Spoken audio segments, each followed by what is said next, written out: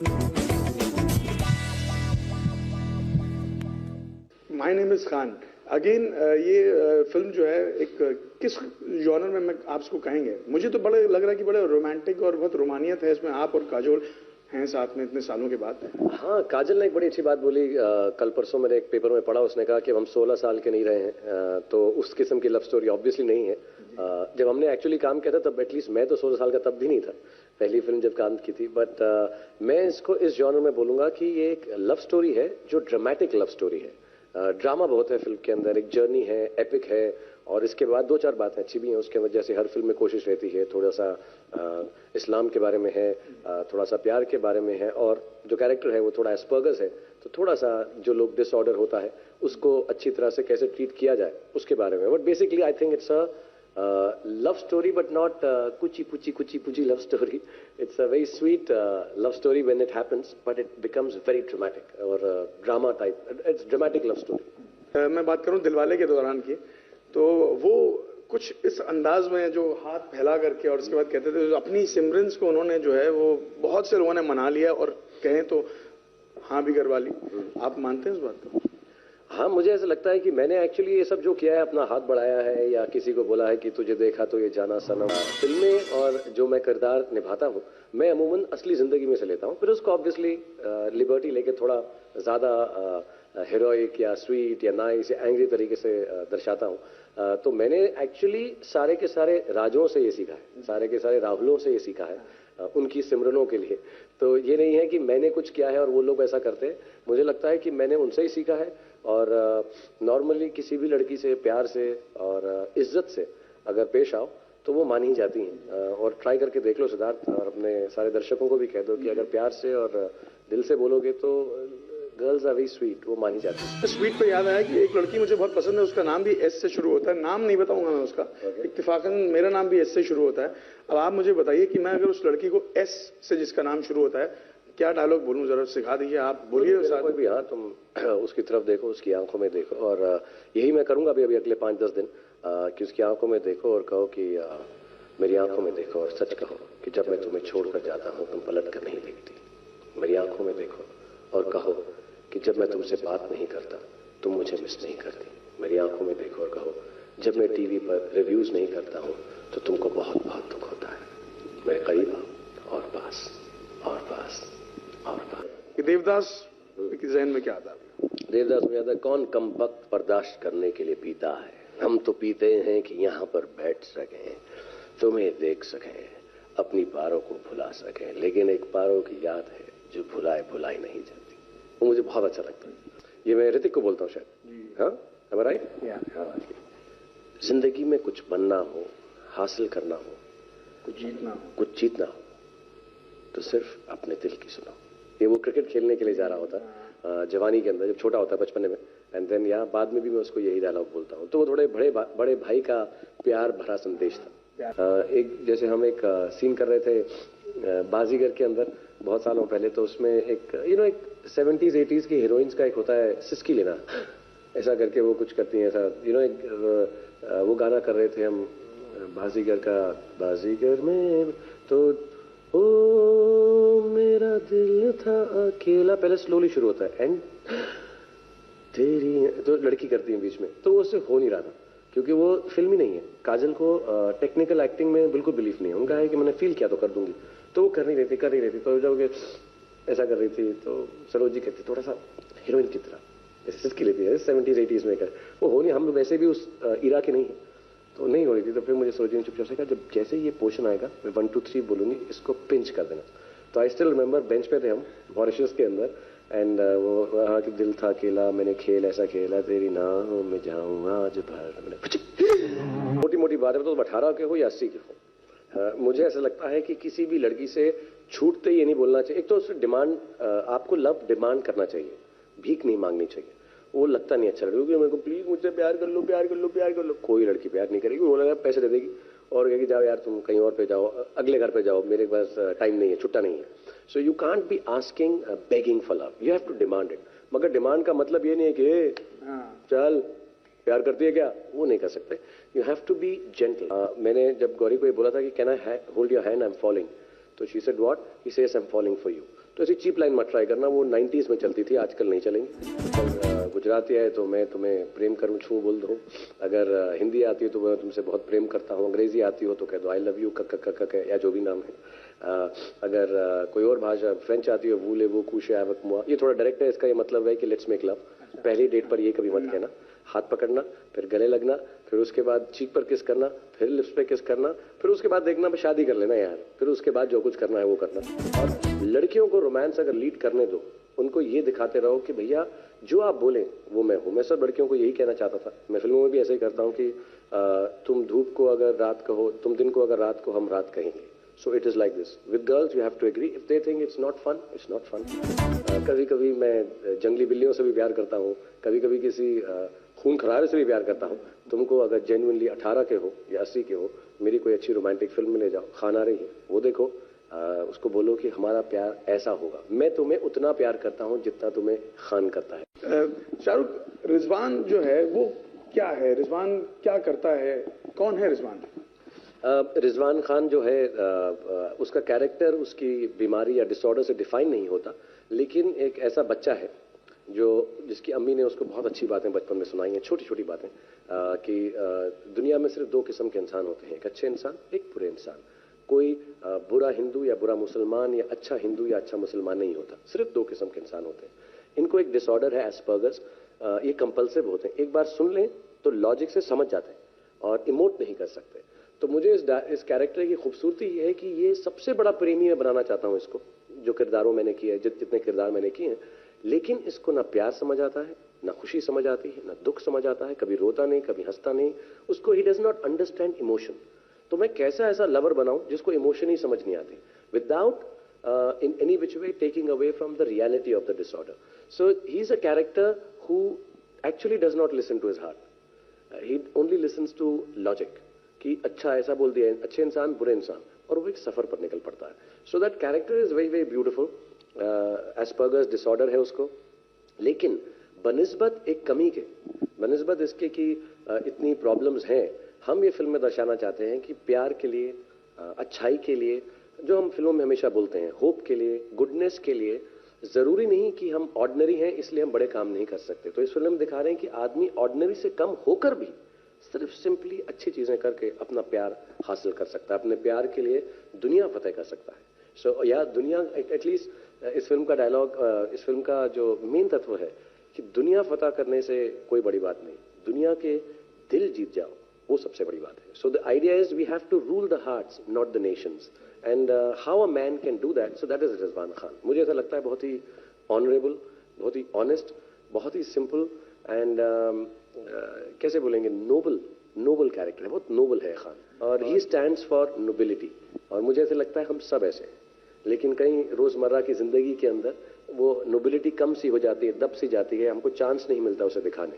सो ये फिल्म के जरिए मैं चाहता हूं कि जितने भी लोगों के दिल में छोटी सी भी कोई नोबल थॉट है कि यार मैं अभी ये जैसे एनवायरनमेंट के लिए बोलते हैं पानी मत खुला रखो, या घर के सामने कचरा है तो साफ कर दो, from that to the biggest of things they will happen themselves. Just do the small, simple, nice things of life. अच्छा, आपने अभी नोबल एक इंसान की बात बताई, तो आपके कभी इस तरह के लोगों से साथ पड़ा है आपका कि जिसको देख के कभी दिल ने कहा हो कि हाँ यार बहुत अच्छा क्यूट इंसान है, जो फिल्म में कहीं ना कहीं प्रेरित हुए आप किसी से? हाँ, मेरे को बहुत लोग मिलते हैं यार, मैं कुछ दोस्त हैं जिनको मैं मिलता हूँ, कुछ लड़के लड़कियाँ रिश्ते में लोग हैं, you meet them and you say यार ये कितने सिंपल लोग हैं। और एक्चुअली मुझे सबसे ज्यादा सिंपल लोग बच्चे लगते हैं। मैं जब अपने बच्चों को देखता हूँ, दोस्तों के बच्चों को देखता हूँ, सड़कों पे बच्चों को देखता हूँ, मुझे लगता है यार ऐसे हो जाए, इनोसेंट हो जाए, नोबल हो जाए, खूबसूरत हो जाए।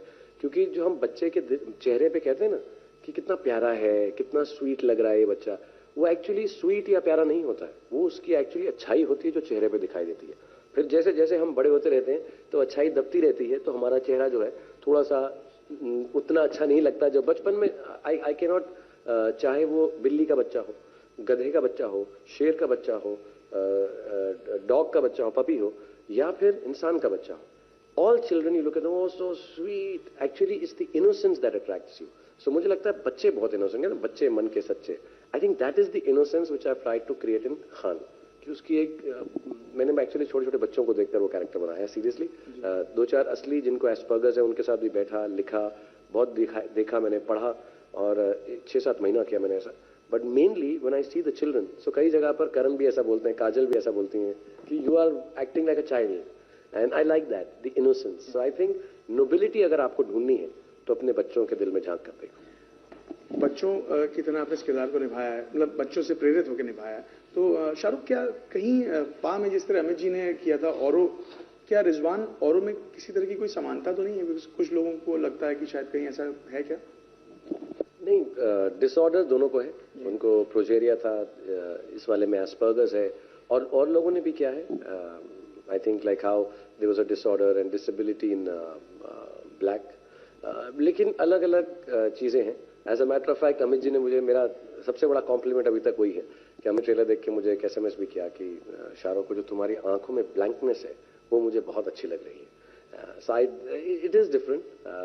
Obviously I can't act as well as Amit ji, so उतना मैं कभी ऐसा बोल भी नहीं सकता कि उनके जैसा है, लेकिन ये आप बेस्ट हो रहे हैं, क्योंकि हर आपके चाहने वालों की जो है वो उनकी अपनी अलग सोच है, और अमित जी के चाहने वालों की उनकी अपनी अलग सोच है. आई थिंक हम जो है सबसेट है अमित जी के. उनके चाहने वालों के थोड़े थोड़े हमारे भी कॉमन है, सारे चाहने वाले उन्हीं के हैं. But I think the fact that Amit ji has already like that much, मुझे ऐसा लगता है कि मैंने ठीक ही किया होगा, इतनी तारीफ मिल गई है. सो अलग है, द कैरेक्टर इज डिफरेंट, और फिर ये लव स्टोरी है और थोड़ा मेच्योर है, तो वो तो उम्र में छोटे हैं, तो he is behaved like a child which is beautiful. I think that was fantastic. Mine I have done child like acting, I have not behaved like a child. Shahrukh, आप जब आते हैं, जाहिर है फिल्मों की वजह से एक्टर को अलग अलग नाम मिलते हैं. आप जब आए तो तब शाहरुख खान थे, फिर फिल्में सफल हुई तो किंग खान हुए, कईयों ने कहा बादशाह खान. तो रिजवान खान के बाद, इस सफलता के बाद, क्या ये कह सकते हैं कि सबसे बड़े खान? नहीं, ऐसा तो नहीं है. I think I just like to be known as Shahrukh, और मेरी कोशिश यही रहती है, मैं हमेशा ये कहता हूँ कि at the end of my career मैं I just like to be known as an actor who tried, कि मैंने बहुत कोशिश की है. और मैं ऐसे ही कोई फॉल्स मॉडेस्टी से नहीं कह रहा हूँ. अच्छा लगता है कोई किंग खान बोले, बादशाह बोले, और बहुत अच्छा लगता है, मतलब लोग SRK भी बोलते हैं. So I like all that, but bottom line is I'd like to be remembered as a good father. सबसे अच्छा लगता है जब बच्चे बोलते हैं पापा, दोस्त बोलते हैं दोस्त, यार, रिश्ते वाले बोलते हैं कि अच्छे इंसान हो या अच्छे इंसान बनने की कोशिश कर रहे हो. But I don't think I'll become the biggest Khan. I think there are many more actors. There's Amir, there's Salman, there is Saif. अपना youngsters में भी है Zahid. They all have the same surnames, so they all are fantastic, and I can't lay claim to that. अच्छा, हजारों की तादाद में भीड़ खड़ी होती है जब आप आते हैं, तो कभी कभी दिल में वाकई में ये खुद को फील नहीं होता कि मैं बादशाह हूँ? दिलों का बादशाह, ये फील जरूर होता है.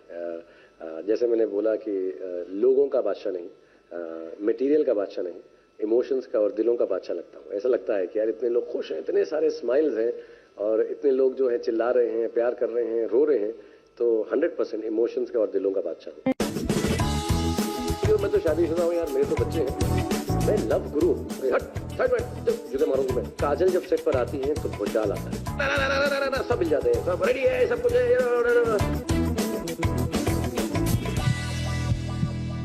माय नेम इज खान एक लव स्टोरी है, और लव स्टोरी जो है वो सिर्फ शाहरुख खान से कंप्लीट नहीं हो सकती, उसमें काजल की भी उतनी ही अहमियत होगी, क्योंकि लड़का लड़की हो तो ही प्रेम कहानी होती है.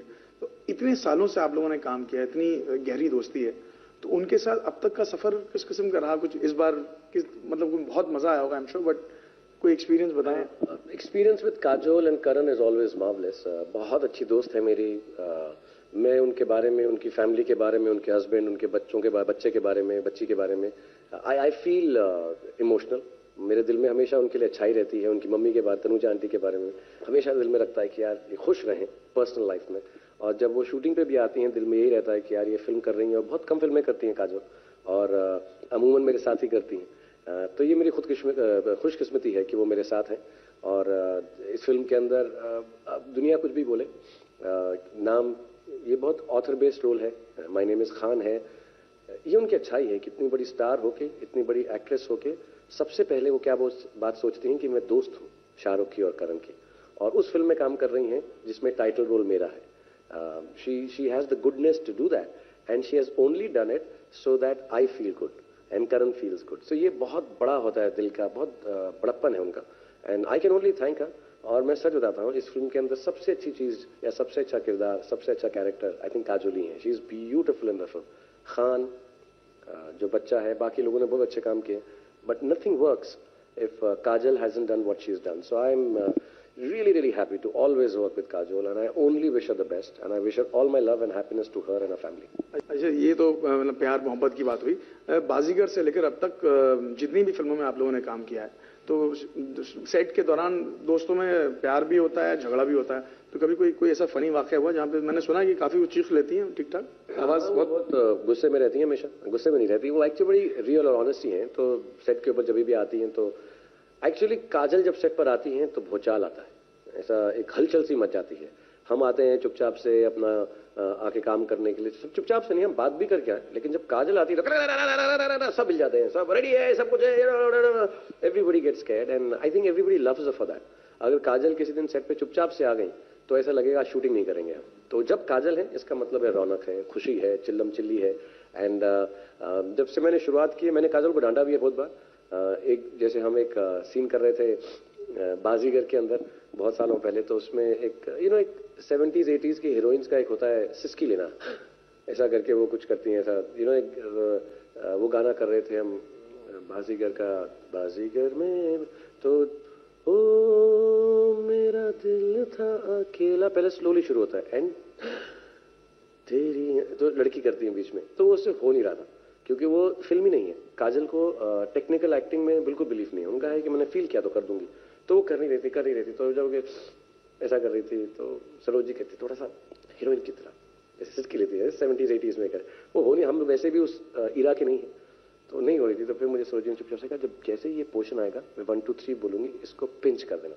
तो आई स्टिल रिमेंबर बेंच पे थे हम मॉरिशस के अंदर, एंड वो वहाँ कि दिल था अकेला, मैंने खेल ऐसा खेला, तेरी नाहों में जाऊँ आज भर, मैंने बाजीगर में। तो कभी वो गाना देखो तो उनकी जो सिसकी है वो मेरी चूंटी है, और इतनी तेज चिल्लाई वो, what are you doing and all.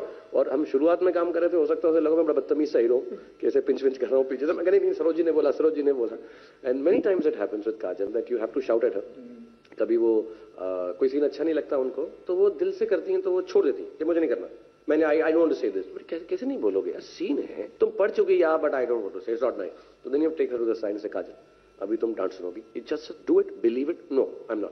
तो it's very strange kind of atmosphere with her, but the beauty is कि जब वो बिलीव करती हैं तो वो ऐसा फूल झड़ रहे हैं, इतना खूबसूरत एक्टिंग करते हैं। बिलीव नहीं करती तो डांट वांट के कराना पड़ता है। अच्छा, तो माय नेम इज खान के दौरान भी हुआ कुछ डांट पड़ी एक दूसरे को?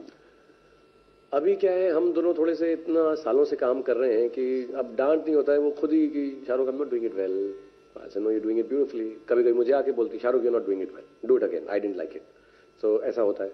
एक दो जगह पर बहुत ठंड थी, बेचारी को बहुत मुश्किल में एक्टिंग करनी थी, एंड हमको भी समझ आ रहा था, कोई सोच रहा था बोल दो आज शूटिंग नहीं होगी, बहुत ठंड थी, and finally she could not speak because इतना दांत चाटा कर रहा था। तो उसने कहा कि can I do it tomorrow.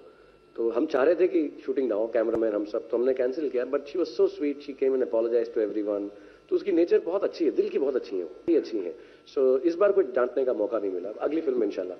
जरूर। अच्छा, माय नेम इज खान एक सफर है, तो प्रमोशन के लिए भी आपने सफर शुरू कर दिया, अभी क्या इरादा है? अभी तो फिलहाल तो मुझसे बात कर रहे हैं, लेकिन इसके बाद भी क्या इरादा है, कहाँ जा रहे हैं? सोच रहा हूँ हमारे जो सारी जो PR एक्टिविटीज है, हमने ऐसा सोचा कि अमूमन चांस नहीं मिलता, या मिलता भी है, हम नॉर्मली जाते हैं दूसरे सिटीज के अंदर और फिर प्रेस कॉन्फ्रेंस करते हैं, जो मजा आता है, लेकिन मुझे लगता है कि वो जो रीच है लोगों तक नहीं होती। तो इस बार हमने डिसाइड किया है, सारे मैं न्यूज चैनल्स को भी कहना चाहूंगा, आपको भी, कि सबके सब मैं अलग अलग शहरों में जा रहा हूँ और मैं तलाश कर रहा हूँ उस खान की या उस खानम की, उस लड़की की या लड़के की जिसने अपने प्यार के लिए बहुत अजीब व गरीब या कोई हद पार की है। एंड ऑफ कोर्स मैं वार्न करना चाहता हूँ, कोई भी ये सब चोटम चाट वाली बात नहीं चलेगी, लेकिन मैं जाना चाहता हूँ, मैं जाऊँगा अहमदाबाद, मैं जा रहा हूँ लखनऊ, इंदौर, दिल्ली, एंड बीच में शायद बैंगलोर भी जा रहा हूँ मैं किसी और काम से। But the idea is I want to choose the best lovers in this city, कि जिन्होंने अपने प्यार की कहानी किसी भी उम्र के हो, जैसे तुमने कहा 18 के हो या 80 के हो, कोई प्यार भरी, कोई मोहब्बत भरी ऐसी बात, फिर मैं विनर्स को चूज करके दिल्ली के अंदर फाइनल होगा, जिसके अंदर हम बेस्ट लवर या बेस्ट लवर्स काजल में उसको क्राउन करके एक अवार्ड देंगे। So I am going to all the cities and I am trying कि कुछ 1000-2000 लोग आए और फिर मैं उनको एक शो तो नहीं कहूंगा, लेकिन एक लाइव परफॉर्मेंस सबसे बातचीत करके, जैसा आप लोग करते हो एक्चुअली, लोगों से बातचीत करते हो, सो उनसे बातचीत करके टू चूज थ्री कपल्स और 3 बॉयज एंड और different girls and find out कि खान की जितनी मोहब्बत, मतलब ही रांझा सुना है, रोमियो जूलियट सुना है, लैला मजनू सुना है, तो हम कोशिश करें कि खान और खानम की तरह प्यार करके दिखाओ तो माने। ये आप सब ध्यान रखिए इस बात को, खान और खानम की तरह प्यार करके दिखाइए। और सबसे बड़ी बात है, यहाँ लव गुरु मौजूद है, उन्होंने खुद इतनी सारी टिप्स दी आपको भी और मुझे भी।